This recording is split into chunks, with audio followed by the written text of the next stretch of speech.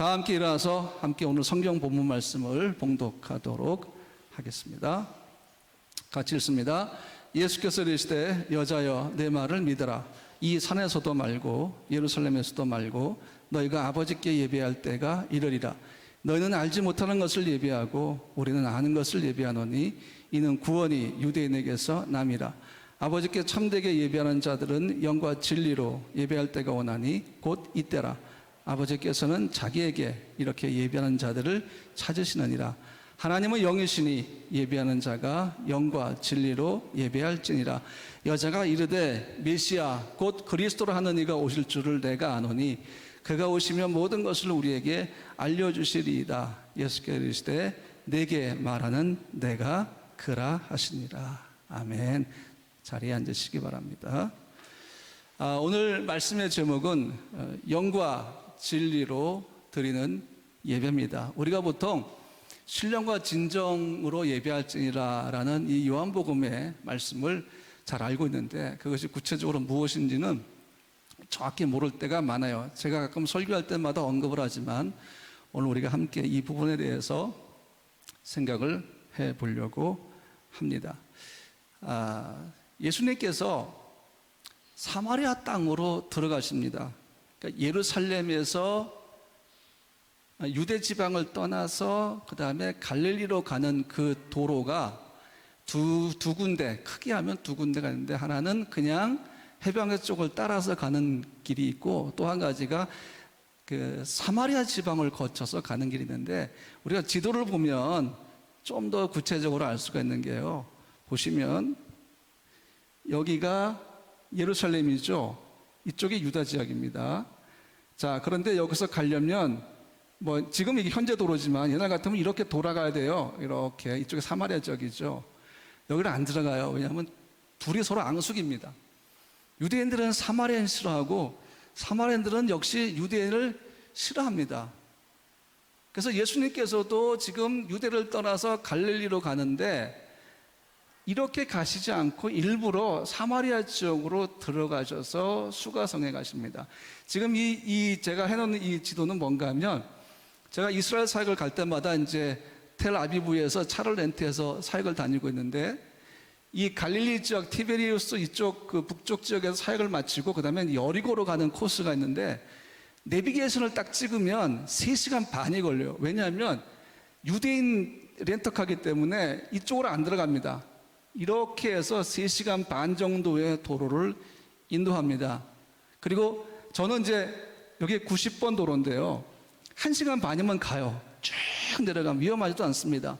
근데 내비게이션은 계속 시끄럽게 잘못 가고 있다고 계속 그 내비게이션 그 성우 아주머니께서 계속 롱웨이 제가 나중에 꺼버립니다. 왜냐하면 유대인들의 내비게이션은 이쪽 길로 못 가게 돼 있어요. 이렇게 돌아가게 돼 있단 말이죠. 근데 이렇게 내려가면 훨씬 빠릅니다. 옛날도 마찬가지였어요. 유대인들은 상당히 사마리아인들을 싫어했습니다. 왜냐하면 북왕국 시절에 여로보암의 우상숭배의 죄를 물려받은 그 왕들이 어떻게 했습니까? 하나님께 징계를 받죠. 그리고 아시리아의 침공을 받아서 멸망을 합니다. 그래서 어떤 일이 벌어진가 하면 그때 여전히 이 남왕국 유다 왕국은 여전히 이제 왕성할 때였으니까 아시리아족들이 내려와서 유대인들하고 피가 섞이기 시작하는 거예요. 혼혈이 생깁니다. 그러니까 유대인들이 굉장히 싫어하는 거예요. 왜? 이방인과 결혼하지 말아야 되거든요. 유대인들은. 거기다가 또 어떤 일이 벌어진가 하면 이방인의 신들이 들어와 버립니다. 들어와서 거기서 하나님을 예배하는 걸 몰아내버리고 우상숭배가 번성하기 시작합니다. 그래서 유대인들은 이 사람들을 뭐라 부르는가 하면 사마리아인이라고 부르는 것입니다. 서로 굉장히 싫어하는 관계입니다. 자, 그러다 보니까 사마리아인들은 자기들이 주장하는 모세오경에 따라서 그리심산에 세워진 성전에서 하나님을 예배하는 게 맞다 이렇게 생각하고 있고 유대인들은 아니다. 무조건 예루살렘 성전이 성전의 유일한 성전이다. 그러므로 예루살렘에 와서 너희가 하나님을 예배해야 된다. 이것이 이제 골칫거리가 되는 거예요. 사실 이 부분 때문에 여로보암이 지은 죄 중에 하나가 뭐예요? 지금은 텔단인데 단에다가 금송아지 우상을 세워놓고 사람들 베델에 하나 세워놓고 단에 세워놓고 북왕국 이스라엘 백성들이 남왕국 유다 예루살렘으로 가지 못하게 막았단 말이에요. 하나님이 원하는 게 아니었죠. 그런데도 그것이 계속해서 유지되다가 나중에는 북왕국 이스라엘이 멸망을 당합니다. 그러면서 피가 섞이고 우상이 들어오고 유대인들이 아주 뭐 증오하다시피 이런 얘기하면 좀 그렇겠지만 우리 10대 아들이 써있지만 그냥 이 유대인들이 사마리아인들을 어떻게 차별되었는가 하면요, 집에서 키우는 애완동물보다 훨씬 더 못한 존재로 얘기합니다. 그 정도로 완전 비하했습니다. 그러니까 싸우는 그 정도가 심하고 증오하는 단계였습니다.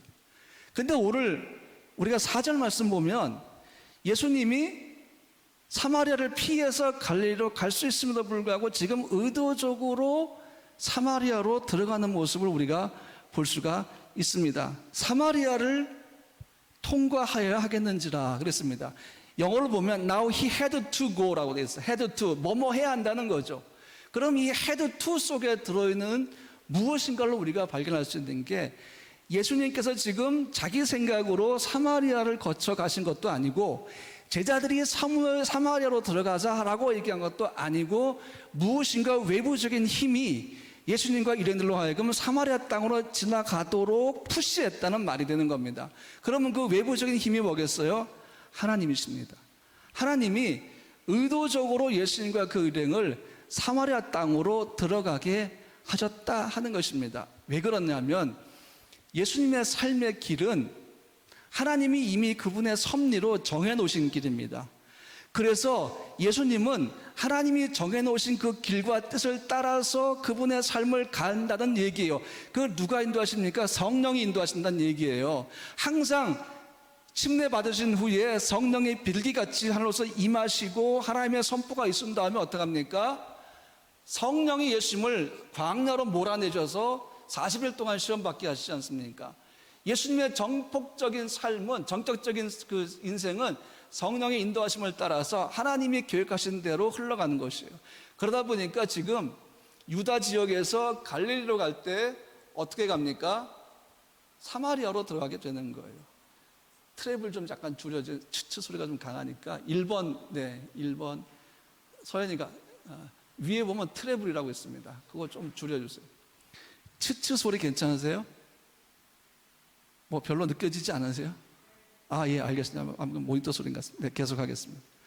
자, 그렇게 해서 하나님의 계획을 따라서 성령의 인도하심을 따라서 예수님께서 사마리아 땅으로 들어가신 것입니다. 사마리아 땅으로 들어가셨는데 예수님께서 어떻게 하십니까? 우물가에 앉으셨어요. 우물가에 앉으셨는데 그때 사마리아 여인이 물을 길러 옵니다. 우물가죠. 그러니까 우리가 보통 이 장면을 생각을 해보면 마을 앞에 우물이 있나 보다, 마을 곁에 우물이 있나 보다 라고 생각을 하죠. 어쨌든 예수님께서 우물가에 먼저 앉으셨어요. 근데 12시 정오가 되었을 때에 한 여인이 마을로부터 나와서 우물가로 왔습니다. 그때 예수님께서 우물가에 앉았으니까 여인에게 물을 달라고 얘기를 하시죠. 좀 자연스러운 부분입니다. 왜냐하면 여행객이 그 여인에게 물을 달라고 하는 거, 이거는 굉장히 자연스러운 모습이기 때문이죠. 만약에 제자들이 같이 있었으면 제자들이 아마 물을 떠서 예수님께 드렸겠죠. 근데 지금 제자들이 어디 있습니까? 마을로 갔죠. 가서 먹을 걸 구하려고 전부 다 투입됐습니다. 12명이 전부 먹을 걸 구하려고 투입됐고 예수님은 지금 우물가에 혼자 앉아 계시는 것입니다. 그래서 여인에게 물을 달라고 하는데 이거는 뭐 자연스러운 모습이지만 여기서 문제가 발생합니다. 그 문제가 뭔가 하면 예수님은 유대인이고 이 여인은 사마리아 여인입니다. 그러니까 지금 유대인이 사마리아 여인에게 물을 달라고 하는 거죠. 이 사마리아 수가성 여인이 어떻게 예수님이 유대인인지는 어떻게 알았을까라는 생각도 들지만 어쨌든 유대인인 걸 이 여인이 알아챕니다. 그리고 얘기를 하죠. 아니 유대인이 왜 나에게, 사마리아 나에게 물을 달라고 하십니까? 근데 여러분, 예수님께서 이 여인에게 물을 달라고 말씀하시는 의도가 따로 있습니다. 이것은 하나님이 예수님을 사마리아 지역으로 통과하게 하시는 의도하고 똑같습니다. 그것은 뭔가 하면 작게는 이 여인을 구원하시기 위함이요, 크게는 이 여인을 통해서 그 마을, 수가성 마을이 복음화되게 하기 위함이요, 수가성의 복음화를 통해서 사마리아의 복음이 증거되게 하시기 위한 계획이 있으셨던 겁니다. 그래서 하나님은 이 계획을 누구부터 시작하시는 거예요? 사마리아 한 여인으로부터 시작을 하십니다. 조금 더 제가 말씀을 지나다 보면 알게 되겠지만, 물론 본문 속에 나오지만 이 여인이 아주 영향력 있는 아주 유명한 사람이 아닙니다. 근데 예수님께서 이 여인과의 접점의 포인트를 우물가로 두시는 거죠. 물론 예수님이 목이 마르셨겠죠. 그런데 예수님은 목이 말라서 물을 요청한 아주 작은 이유에 불과하고 이 여인을 먼저 구원하시기 위해서 물을 달라고 요청을 하신 것입니다. 여인이 가진 영적인 갈급함이 예수님과의 대화를 통해서 그제서야 나타나기 시작한 것을 우리가 알 수가 있습니다. 그래서 예수님은 그 장소를 어디를 정하셨는가 하면 이 여인이 습관적으로 물을 길러 나오는 야곱의 우물가로 정하신 것입니다. 자, 이렇게 대화를 하다 보면 세 번째, 하나님의 선물과 생수에 대한 이야기를 예수님이 하셨는데 10절 말씀 보면 이렇게 나와 있어요.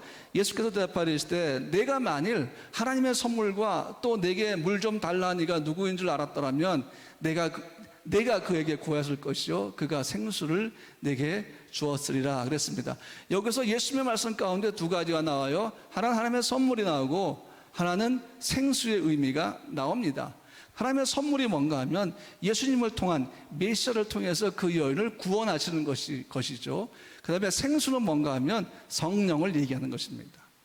그래서 예수님은 먼저 이 여인에게 복음을 전가하시고 여인으로 하여금 성령 충만하게 하신다. 그 의미로 하나님의 선물과 생수를 말씀하신 겁니다. 네 번째가 뭔가 하면 또 예수님이 말씀하는 가운데 여인과 대화 속에 나오는 얘기가 뭔가 목마르는 물과 목마르지 않는 물이 나옵니다. 지난주부터 우리 김경 집사님께서 시원한 물을 저에게 주셔서 제가 마시고 있는데 한 번 제가 마신 걸로 한 달 동안 갈증을 느끼지 않는 물이 아니라 마시고 좀 있으면 또 목이 말라 또 마셔야 하는 물이죠. 그래야지만 생수회사가 돈을 벌 수 있고 지탱할 수 있으니까. 어쨌든 여러분, 우리는 물을 한 번 마심으로 그 물이 한 달을 지속하고 1년을 지속함으로 갈증을 느끼지 않게 하지는 못한다는 얘기예요. 계속해서 우리는 물을 마셔야 되겠죠. 그것이 야곱의 우물에 있는 우물물입니다. 근데 지금 주님이 뭘 말씀하신가 하면은 목마르지 않은 물을 말씀하시는 거예요. 자, 지금 이 여인이 야곱의 우물로 물을 떠러 왔는데 여러분, 수가성 마을로부터 야곱의 우물까지 거리가 얼마나 될지 한번 생각해 보셨어요? 마을 안에 있나? 아니면 그 마을 경계선 밖에 있나? 뭐 우리가 보통 생각할 때는 마을에서 조금만 나오면 우물이 있겠구나 라고 생각할 수 있겠지만 지리적으로 보면 야곱의 우물과 여인이 살고 있는 수가성의 거리가 꽤 됩니다. 얼마나 될까요? 여러분, 얼마나 될 것 같아요? 예? 4km요? 4km? 4km? 지사님은 10km, 10km? 일사병 걸려서 여인이 죽을 겁니다. 10km면 가다가 뭔 일이 발생할지 모르겠어요. 1.5km입니다. 아마 2시간 걸리지 않았을까요? 그것도 물동이 이고 물을 길러 가는 거니까, 그렇죠? 근데 이 여인이 매일마다, 거의 매일마다 그것도 12시에, 그러니까 아마 10시쯤 출발했겠죠? 1.6km를 걸어와서, 1.5km 걸어와서 물을 뜨는 겁니다. 근데 이때 지금 시간이 몇 시라고요? 12시란 말이에요. 그러니까 여인도 힘들고 지쳤겠지만 예수님도 힘든 상황 속에 있는데 왜 여기까지 왔는가? 두 가지 이유가 있어요. 첫 번째, 우물이 여기밖에 없었어요. 또 한 가지, 제이콥의 우물이기 때문에, 야곱의 우물이기 때문에 역사가 굉장히 깊단 말이에요. 그러니까 이 사마리아인들도 자기들이 아브라함의 후손이라고 여기고 있고 자기들이 갖고는 그 모세 오경이 제일 중요하다고 여기 있기 때문에 야곱의 우물이 갖는 상징성은 굉장히 크죠. 그러니까 여인이 여기까지 와서 하나밖에 없으니까 우물물을 길어 가는 겁니다. 그래서 예수님은 여인에게 야곱의 우물가에서 물에 대해서 또 주님이 주실 생수에 대해서 말씀하고 있는데요. 야곱의 우물에서 기른 물은 계속해서 목마름을 줍니다.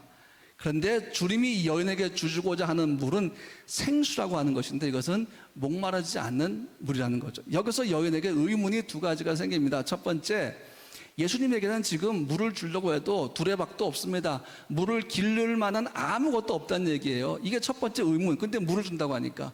두 번째 뭔가 하면 이 우물 말고는 근처에 다른 물이 없다는 얘기예요. 아니, 물을 달라고 요청하는 사람이 물을 준다고 하는 것입니다. 물기를 아무것도 없는데, 우물은 여기밖에 없는데.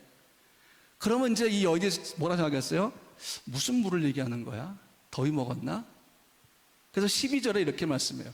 우리 조상 야곱이 이 우물을 우리에게 주셨고 또 여기서 자기와 자기 아들들과 짐승이 다 마셨는데 당신이 야곱보다 더 크니까 핵펀치를 한번 딱 날립니다. 당신이 야곱보다 커요? 당신이 야곱보다 능력이 있습니까? 당신이 야곱보다 우리에게 더 존중을 받습니까? 우리는 누군지도 모르는데 야곱은 이 우물을 파서 물을 얻었습니다. 근데 지금 당신이 한 얘기는 야곱보다 훨씬 더 훌륭하고 훨씬 더 능력이 크다고 하는 겁니까? 당신에게 우물을 팔 종들도 없고 도구들도 없어 보이는데 야곱의 우물보다 훨씬 더 놀라운 신비를 가진 물을 갖고 있다는 것입니까? 세상에 어느 물이 목마르지 않게 하는 물일 수가 있습니까? 그러면서 여인이 뭐라는 줄 아십니까? 그 물을 내게 주십시오. 그러면 내가 여기까지 1.6km를 걸어와서 물을 기르는 수고를 내가 하지 않게 될 것입니다. 그렇게 얘기하면서 이 수가성 여인이 예수님께 그 신비한 힘을 가진 물을 요구를 했다는 것입니다. 왜? 날마다 긴 거리를 왕복하는 거의 3km에 다다르는 왕복 거리를 왔다 갔다 하면서 뜨거운 태양 아래에서 물을 기를 필요가 없다는 것입니다. 여기서 여러분, 목마르게 하는 물과 목마르지 않게 하는 물의 생각은 관점의 차이입니다. 예수님은 참 침착하게 조급하지 않고 서서히 여인에게 설명을 합니다. 이 설명 가운데 수가성 여인의 삶의 문제가 드러납니다. 여기까지는 이 여인이 어떤 여인인지 몰라요. 그런데 이제 드디어 여인의 문제가 드러나는데 예수님이 의도적으로 이 여인의 문제를 공개하십니다. 주변에 다른 사람 아무도 없어요. 지금 이 여인과 예수님밖에 없습니다. 영원히 목마르지 않을 물을 요구하는 여인에게 예수님은 갑자기 엉뚱하게 주제를 확 바꿔버립니다. 그게 뭔가 하면 내 남편을 데려와라. 뜬금없이 가서 내 남편을 데리고 와라. 자, 지금 우물가 옆에서 물에 대한 얘기를 하고 있고 물을 주느냐 안 주느냐 뭐 이런 얘기를 하고 있는데 갑자기 예수님께서 여인에게 뭐라 하세요? 가서 네 남편 데리고 오라. 황당한 거죠. 근데 예수님께서 이렇게 말씀하신 이유가 있어요. 이 여인은 결혼을 4번 했습니다. 그러면 이혼을 몇 번 했겠어요? 4번 한 겁니다. 그리고 지금 남편과 살고 있는데 이 남편은 남편이 아니라고 했으니까 뭐예요? 혼인신고를 하지 않은, 정식으로 결혼하지 않고 동거하는 상황이라는 얘기입니다. 도대체 주님이 주실 생수하고 남편을 불러오라는 것은 어떤 연관이 있는 것인가? 지금 주님은 의도적으로 여인의 고통을 끄집어내셔서 그 고통의 죄를 끄집어내셔서 회개하게 하신 다음에 성령을 주시려고 지금 계획을 하신 거예요. 이 복음에 담긴 생수, 성령을 마시려면 여인이 먼저 회개할 일이 뭔가 하면 회개라는 것입니다. 그래서 마가복음 1장 15절에 이렇게 말씀하고 있어요. 이르시되 때가 찼고 하나님의 나라가 가까이 왔으니 회개하고 복음을 믿으라 하시니라 그랬습니다. 회개 열매를 맺지 않은 거예요. 우리의 죄를 고백하고 그 다음에 주의 피로 씻음 받으면서 우리가 주의 자녀가 되는 것인데 지금 주님은 그것을 이 여인에게 그대로 적용한다는 얘기입니다. 이 여인의 삶에 있는 이 문제를 여인이 해결해야 돼요. 회개해야 돼요. 그러면 어떤 문제입니까? 남편이 4시 있고 지금 남편은 5번째 남편이 아니다. 이게 뭘 얘기합니까? 이 여인이 전폭적으로 자기 인생을 거는 대상은 남자였습니다. 남편은 이 여인의 모든 문제를 책임져주는 의지처가 되었습니다. 그러다 보니까 뭔가 문제가 발생하면 이혼하고 지금은 동거하고 있던 상황이에요. 그러다 보니까 예수님이 여인의 문제를 정확히 보시는 겁니다. 너는 지금 남자를 의지하고 있구나. 남편을 의지하고 있구나. 그런 불안전한 결혼 생활을 통해서 너는 지금 너 세상을 살아가는 방법을 갖고 있구나. 이거는 분명히 죄다라고 예수님께서 끄집어내시는 거예요. 여기서 우리가 이 결혼이 혹시 정상적인 결혼이 아니었을까라는 생각을 한번 해봅니다. 어떤 분들은 이렇게 해석을 해요. 계대 결혼을 하고 있구나. 그렇게 얘기합니다. 이 팔레스타인 지역에 있는 계대 결혼이 뭔가 하면 형이 결혼을 해서 이제 형수가 있겠죠. 아내가 있겠죠. 근데 자녀를 낳지 못하고 형이 죽어버립니다. 그러면 그 동생이 형수와 결혼합니다. 근데 또 자녀를 낳지 못하고 죽어버린 또 그 밑에 동생이 형수와 결혼합니다. 이게 계대 결혼이라는 거예요. 이게 왜 이렇게 되는가 하면 첫 번째는 여인을 보호하기 위해서입니다. 여인을 보호하기 위해서, 여인을 통해서 여인의 삶을 보호하기. 두 번째는 그 가정의 대를 이어주기 위해서. 그렇게 하는 거. 세 번째 뭔가 하면 유대인은 다른 여인과 결혼할 수가 없습니다. 다른 이방 남자와 결혼할 수가 없어요. 왜? 혈족을 지켜야 하기 때문에. 하나님의 명령이었습니다. 그러니까 그 밑에 동생들이 형수와 결혼한 걸 통해서 이방 남자와 결혼하는 그 혼인 자체를 막아버리는 겁니다. 여기도 재산의 문제도 같이 포함이 되어 있다는 거죠. 그러니까 이 사마리아 여인이 남편의 넷이었다가 지금 없어지고 다섯 번째라는 것을 계대 결혼이 아니냐라고 오해하기 쉬운데, 그러면 예수님께서 지금 이 여인의 그 문제를 끄집어내실 리가 없어요. 지금 예수님이 이 문제가 회개해야 할 문제이기 때문에 끄집어내시는 거예요. 그래서 뭐라 합니까? 남편을 데리고 와라 이렇게 얘기를 하는 거예요. 여인이 놀래죠. 왜? 이건 자기만의 비밀인데, 자기만의 비밀인데 예수님이 알고 계시다는 사실이에요. 그 순간 정신이 번쩍 들면서, 아, 이분은 선지자인가 보다. 내가 알고 있는 나만의 문제를 유대인이 이 남자가 알고 있어? 선지자다 라고 생각을 하면서 뭐라 합니까? 남편이 없다고 솔직하게 얘기를 하니까 주님 뭐라 하십니까? 내 말이 진실이다. 맞다. 내가 이제 인정하는구나. 그 고백이 여인에겐 사실은 주님께 뭐로 다가옵니까? 회개로 다가오는 거예요. 낯선 남자에게 자기의 문제를 솔직하게 인정하는 것이죠. 그러면서 이제 주님은 비로소 여인이 갖고 있는 영적인 문제 속으로 들어가기 시작합니다. 그녀가 항상 갖고 있던 그 문제 가운데 하나가 뭔가 하면 예배에 대한 문제였어요. 예배. 사마리아와 유대인들이 다투는 문제 가운데 하나가 뭔가 하면 어디서 예배 드릴 것인가의 문제예요. 사마리아인들은 그리스도의 성전을 세워놓고 거기서 예배해야 된다라고 주장하고 있고, 유대인들은 아니다, 예루살렘의 성전에서 예배해야 된다라고 주장하고 있으니까 이게 서로 부딪히는 겁니다. 자, 이제 이 여인은 자기 삶의 문제가 아니라 영적인 문제를 가지고 선지자라고 예측되는 이 사람에게 한번 물어보기로 결정을 한 겁니다. 그래서 예배에 대한 문제를 언급합니다. 우물가의 대화치고는 상당히 깊은 내용으로 들어가는 거죠. 일곱 번째, 여인은 선지자를 향한 질문을 던지기 시작하는데 그것이 19절과 20절이에요. 여자가 이르되 주여 내가 보니 선지자 소로이다. 우리의 조상들은 이 산에서 예배하였는데 당신들의 말은 예배할 곳이 예루살렘에 있다 하더이다. 예루살렘에서 예배가 맞는 겁니까? 거리심산에서 예배가 맞는 겁니까? 우리가 맞는 거예요? 유대인이 맞는 거예요? 라고 지금 여인이 물어보는 겁니다. 해결하지 않은 이 문제를 선지자로 예측되는 이 사람이 예수님께 물어보는 거죠. 예수님은 이 질문을 받으신 다음에 어떻게 하시는가 하면 처음의 목적 그대로 여인에게 먼저 삶의 예배를 회복하는 쪽으로 대화를 이끌어 가시는데 21절 보니까 주님이 이렇게 말씀하고 계세요. 예수께서 이르시되 여자여 내 말을 믿으라. 이 산에서도 말고 예루살렘에서도 말고 너희가 아버지께 예배할 때가 이르리라 그랬습니다. 지금 거리심산이에요? 예루살렘에 있는 성전이에요? 이렇게 물을 때 예수님이 뭐라 하십니까? 아니, 거리심산에서도 말고 예루살렘에서도 말고 그렇게 말씀하시면서 예배할 때가 올 거야 라고 말씀하는 건데, 여기서 말하는 예배는 뭔가 하면 구약에서 드려지던 짐승을 제물로 드리는 그 예배가 아니라 주님이 이 땅에 오심과 동시에 뭐가 시작됐습니까? 종말이 시작된 거예요. 주님의 재림은 종말론적인 시작을 의미하는 것이죠. 그러니까 지금 주님은 뭔가 하면 구약에 머물렀던 예배가 아니라 이제 신학적인 예배, 종말론적인 예배에 대해서 언급하기 시작하는데, 그게 뭔가 하면 예루살렘도 아니고 거리심산도 아니야 이렇게 얘기하시는 거예요. 헷갈리지 않아요? 아니, 그러면 우리가 성전에서 예배할 필요가 없는 거야? 교회 건물 나올 필요가 없는 거야? 무교회주의자들의 얘기가 옳은 거야? 이렇게 생각할 수밖에 없는데, 그게 아니고 예수님께서 오심으로 시작된 종말론적인 예배의 특징이 뭔가 하면, 예를 들어서 이번에 뉴질랜드에서 신청해 왔거든요. 뉴질랜드에 사는 사람이 예루살렘의 성전에서만 예배하는 것이 예배라고 되면 어디까지 와야 돼요? 예루살렘까지 와야 돼요. 그리심산에서만 예배하는 게 맞다 그러면 우리 한국 사람들도 그리심산까지 가야 돼요. 8시간 비행기 타고 이스라엘에 가서 예배하고 와야 됩니다. 이게 구약의 예배의 모습이었어요. 그래서 유대인들은 1년에 3번 예루살렘 성전으로 올라갔습니다. 시편은 마지막 부분에 나오는 그 시편들은 성전으로 올라가면서 부르는 노래들이라는 얘기예요.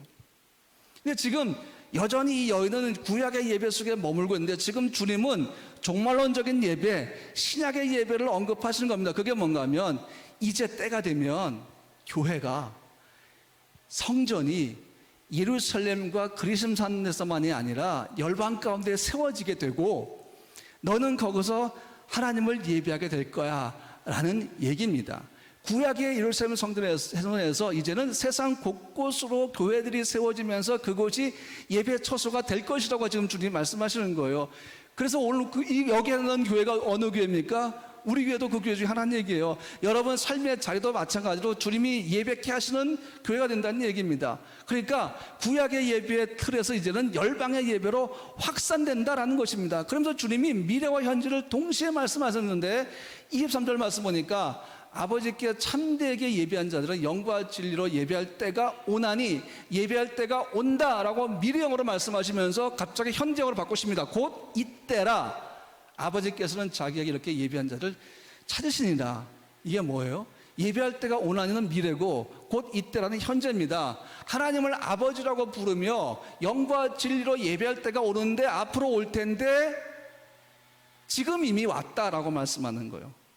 기준이 뭘까요? 지금 온 그 예배 기준이 뭐예요? 지금은 사마리아 여인이 누굴 만나고 있습니까?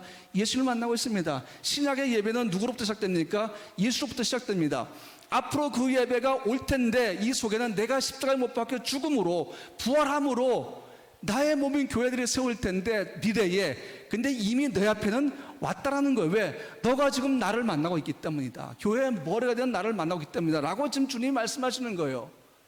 이미 이 여인에게는 뭐가 시작된 거예요? 신약의 예배, 종말론적인 예배가 시작이 되는 거죠. 짐승의 피에 번제로 드리는 예배와 절기를 지키는 것은 하나님께서 지정하신 예루살렘 성전에서 해야 되지만 그래서 매년 3번씩 유대인들이 절기를 지키려고 예루살렘으로 올라가야 하지만 이제 시작적 교회, 종말론적인 교회는 뭐예요? 하나님과 자녀와의 관계를 회복한 자들이 어느 곳에서든지 하나님을 예배할 수 있다는 얘기예요. 여러분, 한국인이 칭찬받는 것 중에 하나가 뭔가 하면 세계 열방 어디를 가도 제일 처음 뭘 세우는가 하면 교회를 세운다는 거. 이게 이런 의미입니다. 지금은 좀 별로 그렇지 않지만 한때는 우리가 어디를 가는지 뭘 한 줄 아십니까? 교회를 먼저 세웠어요. 교회를 먼저 개척했습니다. 이제 그걸 말씀하시는 거예요. 예루살렘은 성전 중심의 예배가 아니라 이제는 너희가 사는 그곳에서 너희가 하나님을 예배하게 될 거다 라는 것입니다. 그러므로 이 여인이 예수를 메시아로 믿게 된 바로 그 순간 그리심산이냐 예루살렘이냐 이게 중요한 것이 아니라 그녀의 삶이 예수를 향한 삶의 예배, 주를 향한 예배로 변화되어야 한다라는 것입니다. 이것은 예수님이 십자가에서 죽으시고 사흘 만에 부활하심으로 시작이 될 텐데 이미 이 여인에게는 선포가 된 거예요. 그러므로 너는 그리심산 예루살렘 따지지 마. 너는 이제 메시아 나를 만났으니까 너의 삶의 예배로 돌아가면 돼. 이제 너의 그러한 예배 형태는 앞으로 시작될 미래적인 예배고 이미 너에게 시작된 예배야. 이것이 바로 내가 시작할 신약적인 교회의 모습이고 종말론적인 예배의 모습이야. 이렇게 하시면서 예수님이 24절에 이렇게 말씀하십니다. 하나님은 영이시니 예배한 자가 영과 진리로 예배할지니라 그랬어요. 이제는 뭘로 예배했습니까? 짐승을 잡아서 피를 흘리고 각을 뜨고 번제단에 올려서 불 태우고 피는 속죄소에 뿌려서 죄상을 받는 것이 예배의 모습이었습니다. 이제는 그게 아니라 영과 진리로 예배해야 돼. 짐승의 제사가 필요 없게 될 거야. 지금은 여전히 하고 있어. 왜? 예수님이 죽지 않았으니까. 그러나 내가 십자가에서 죽은 후에는 짐승으로 된 예배, 짐승의 피로 받는 속죄가 아니라 내가 단번에 죽음으로 너의 모든 죄가 사함받고 그때부터 예배는 영과 진리로 드린 예배가 될 거야 라고 말씀하시면서 이미 여인에게 그 예배를 시작하게 하시는 거예요. 그러니까 여러분, 차원이 다른 예배가 시작이 된 거예요. 그러면 마지막으로 짐승의 피가 아니라 영과 진리로 드린 예배가 뭐냐라는 거예요. 이게 오늘 사실 설교의 핵심입니다. 영은 뭘 의미하는 줄 아세요? 성령을 얘기합니다. 이 성령이 바로 주님이 말씀하신 생수입니다. 그냥 이렇게 우리가 마시는 물의 차원이 아니라 생수, 살아있는 물이라는 거예요. 이건 뭐예요? 성령의 역할을 얘기하는 겁니다. 이제 누가 하나님을 온전히 예배할 수 있겠습니까? 성령으로 거듭난 자들이 하나님을 예배할 수 있다는 얘기예요. 성령으로 거듭나지 않은 자들은 하나님을 예배할 수가 없다라는 얘기입니다. 의식으로만, 제의로만 드리는 그 마음은 떠나버리고 의식만 예배에 오는데 마음은 떠나버리고 몸만 오는 그런 예배가 하나님 원하는 예배가 아니라 성령으로 거듭나서 성령으로 충만한 자들이 성령을 통해서 하나님을 예배한다는 얘기예요. 오늘 여러분 지금 이 자리에 나와야 되는데 성령이 여러분 가운데 임재하시고 역사하십니다. 여러분이 오늘 하나님의 찾으신 예배자가 되시려면 몸만 와서 앉는 것이 아니라 성령을 통해서 예배 속으로 깊이 들어가서 마음을 열고 말씀을 듣고 이 예배를 통해서 하나님께 영광을 주는 마음이 충만해야 한다는 얘기입니다. 하나님은 너무 지혜로우셔서 우리의 심령을 감찰하시기 때문에 우리의 상태가 어떤지를 다 아시는 분이에요. 하나님의 제일 싫어하는 것 중에 하나가 뭔지 아십니까? 마음은 떠난 예배라는 거예요. 마음은 떠난 예배. 이거 하나님 정말 싫어하십니다. 몸만 와 있어요. 하나님 원하는 건 우리의 몸이 아닙니다. 우리의 영을 원하시고 우리의 마음을 원하시는 거예요. 하나님을 향한 진실한 마음을 원하시는 겁니다. 그러므로 여러분, 하나님이 나중에 그분 앞에 섰을 때 하나님이 우리의 모든 예배를 살펴보시면서 진정한 예배로 하나님이 평가하실 예배는 뭔가 하면 몸만 왔다 가는 예배가 아닙니다. 정말 하나님과의 친밀한 인격적인 만남을 가진 예배였느냐 하는 것을 하나님이 원하신다는 얘기예요. 예배를 얕보거나 가볍게 여기면 절대 안 됩니다. 예배를 방해하거나 예배를 함부로 해서도 안 됩니다. 왜? 그 예배는 여러분의 삶의 예배로 이어지기 때문입니다. 지금 우리가 교회를 세우려고 얼마나 애를 써요. 코비드가 끝나고 이제 비로소 3주째 우리가 함께 모여서 숨통이 트인 것 같습니다. 함께 모여 예배하니까. 지금은 다시 우리 교회를 세워가야 할 때예요. 서로가 서로를 돌아보아 서로 사랑과 사랑을 격려하고 성령이 하나 되게 매신 그 사랑의 띠로 하나가 되면서 지금은 우리 교회를 세워나가야 돼요. 비대면 예배 그 기간 동안에서 상당히 많이 약화되지 않습니까? 모든 교회가 다 그랬을 거예요. 지금 대면 예배를 드리기 시작한 교회들이 다 지금 여기 집중하고 있어요. 교회를 세우려고, 성도와 성도의 관계를 세우려고 헌신하고 열심을 내고 있다는 얘기예요. 하나님이 보시기에 얼마나 기쁘시겠냐 그거예요. 그러므로 우리의 태도는 예배에 집중하는 우리의 삶이 예배가 되게 하면서 교회를 세워가는 이 중요한 시기에 하나가 되는 것입니다. 근데 여러분, 그것이 아니라면 우리가 진지하게 회개의 걸음으로 주 앞에 한번 설 필요가 있다는 거예요. 여러분, 예배 가운데로 우리가 서 있는데 하나님은 우리의 모습에서 뭘 찾으시겠냐? 오늘 이미 나온 거예요.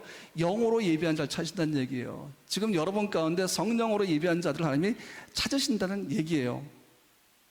굳이 찾을 필요가 있을까요? 우리는 다 성령으로 예배하는 자들인데. 성령의 인도를 따라 예배하는 사람들을 하나님이 모든 예배 속에 찾은 거예요. 또 한 가지, 진리로 예배한다. 진리로 드린 예배입니다. 진리가 뭡니까? 말씀이에요. 말씀. 구약에서 예언된 말씀이죠. 그 구약에서 예언된 말씀이 뭔게요? 메시아의 오심이죠. 이 메시아적인 예언이 약속이 되었지만 드디어 이 여인은 현실이 된 약속, 성취된 약속 앞에 지금 서 있는 것입니다. 그 약속이 뭐예요? 말씀이죠. 그 성취된 약속의 말씀이 지금 사마리아 여인 앞에 있는 거예요. 성령으로 거듭난 자만이 하나님을 예배할 수 있는데 어떻게 해야 성령으로 거듭날 수 있습니까? 어떻게 해야 성령으로 거듭나서 하나님을 예배할 수 있습니까? 말씀을 통해서죠. 말씀을 통해서. 베드로전서 1장 23절 이렇게 말씀하고 있어요. 너희가 거듭난 것은 썩어질 씨로 된 것이 아니요 썩지 아니할 씨로 된 것이니 살아있고 항상 있는 하나님의 말씀으로 되었느니라. 아멘. 그래서 우리 성도들이 말씀 통독의 얘기가 들어오면 그냥 춤을 추고 싶어져요. 정말 마음에 너무 큰 기쁨이 막 올라오는데, 요즘도 드스페 준비 지금 이제 얼마 안 남았잖아요. 드스페 준비하고 뭐 계획 세우고 매주 화요일날 계속 회의하고 교회 세워 나가려고 애쓰고 있고, 그 다음에 새로운 사역 지금 구상하고 한국하고 통화하고 너무 막 바쁘다 보니까 이제 뭐 번아웃 될 지경. 어제도 저하고 아내 둘이 와서 예배 세팅했습니다. 번아웃 될 지경이에요. 그래도 교회 세워나가야 돼. 예배 세워나가야 돼. 그러다 보니까 어제는 밥 먹을 힘도 없이 쭉 빠져버리는데, 그때 딱 성령 통독에 대한 소식이 딱 들려오는데, 내가 언제 번아웃 되었었던가 싹 잊어버리고 막 힘이 나는 거예요. 왜? 성도가 말씀으로 살아간다는 그 소식은 그것보다 더 큰 뉴스가 어디 있겠어요. 오늘 성령과 함께 말씀으로 예배라고 했습니다. 성령으로 힘입으려면 말씀을 통해 가능하다는 얘기예요. 구원의 역사, 성령으로 거듭난 것을 모두 뭘 통해 이루어집니까? 말씀을 통해 이룬다는 얘기예요. 오늘 저 여러분에게 선포하는 게 뭡니까? 말씀입니다. 제 이야기 아닙니다. 하나님의 말씀입니다. 그리고 이 말씀이 뭘 의미합니까? 그래서 예수를 의미하는 겁니다. 요한복음 1장 1절부터 뭐합니까? 태초에 말씀이 계시니라. 그 말씀이 하나님과 함께 하시니 그는 그리스도라고 말씀하고 있지 않습니까? 말씀이 뭐예요? 예수 그리스도라는 얘기입니다. 그러므로 하나님은 오늘 우리의 모습 뭘 찾으십니까? 성령으로 충만하기를 원하며 예수 그리스도의 말씀을 믿고 순종하며 이 예배가 아버지 앞에 드리는 산제사가 되기를 열망하면서 앉아있는 자를 찾으신다는 얘기 아니겠어요? 그러므로 우리는 예배할 때마다 뭘로 예배해야 돼요? 성령으로 예배해야 됩니다. 말씀으로 예배해야 됩니다. 결론을 말씀드립니다. 오늘 이 말씀을 통해서 우리는 수가성 여인이 가진 예수님에 대한 인식의 변화를 알 수가 있어요. 그것이 뭔가 하면 첫 번째 PPT 보여주세요. 이 여인이 예수님을 목마른 사람으로 봤어요. 그러다가 유대인인 걸 알게 되죠. 그 다음에 랍비라는 걸 알게 돼요. 랍비인가? 이렇게 생각하게 돼요. 그 다음에 생수를 가진 자, 아주 신비스러운 자로 보게 되죠. 그 다음에 자기 문제를 아니까 선지자가 아닌가 생각하죠. 마지막에 뭘 알게 돼요?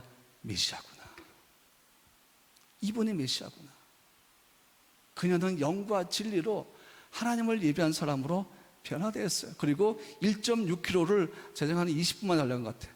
후다다다다다 달려갔습니다. 달려가서 마을 사람들이 증거했는데, 자, 마을에서 이 여인은 문제 여인입니다. 사람들이 믿겠어요, 말을? 근데 놀랍게도 이 여인이 말하기 시작하자 마을 사람들이 믿습니다. 왜 그랬을까요? 여인의 말이 아니기 때문입니다. 이미 성령으로 거듭난 자이기 때문에 그가 예수의 얘기를 하는 순간에 성령이 역사하셔서 그 성령의 강권적인 능력이 듣는 사람의 마음을 움직이기 시작합니다. 마음을 열어버리는 것입니다. 사람의 얘기는 사람을 움직일 수가 없어요. 거짓말로, 이상한 말로 사람들 동요시키고 자기 편 만들려고 하는 이 세상 사람 얼마나 많습니까? 천만에 불가능합니다. 왜? 진짜 사람의 마음을 진심으로 움직이는 것은 뭐예요? 성령으로 하는 얘기란 얘기예요.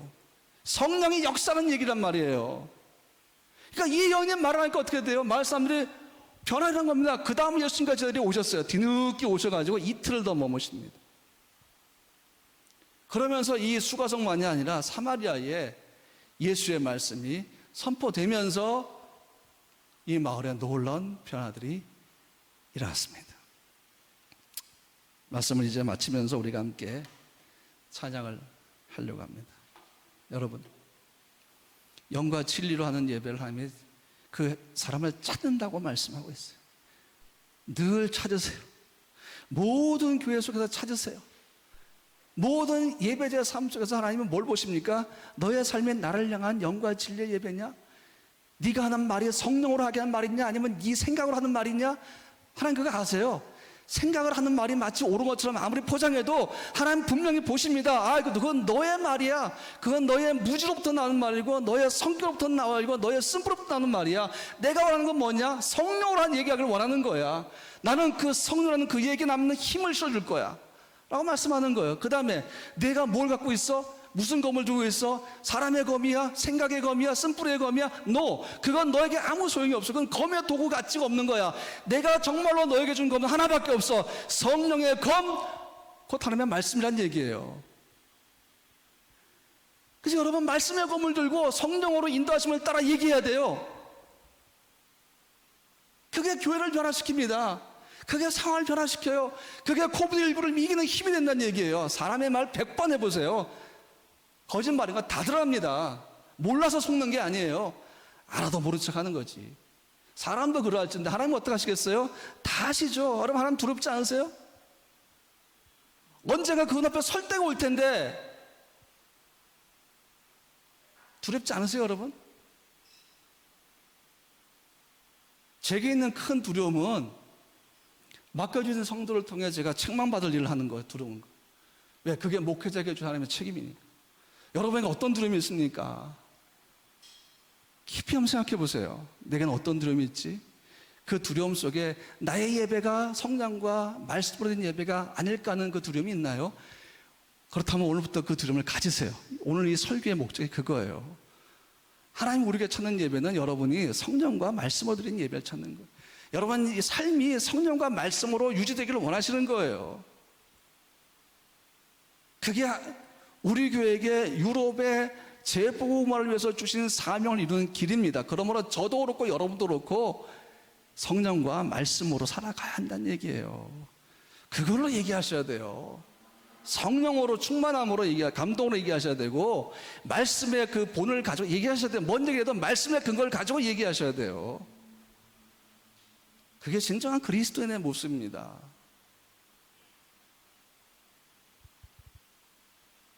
영과 진리로 드린 예배가 우리 예배가 되기 원하고 여러분 삶의 예배가 되기를 원해요.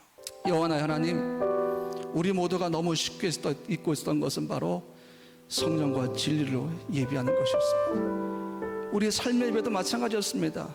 성령과 진리로. 성령이 그 사람을 주장하시면 성령으로만 얘기하게 될 줄로 믿습니다. 말씀의 능력이 그 사람 안에 풍성하게 채워 있으면 말씀을 근거로 이해할 줄로 믿습니다. 사랑이 없는 얘기는 울리는 꽹과리 같다고 얘기했습니다. 그 말씀이 무슨 능력이 있겠습니까?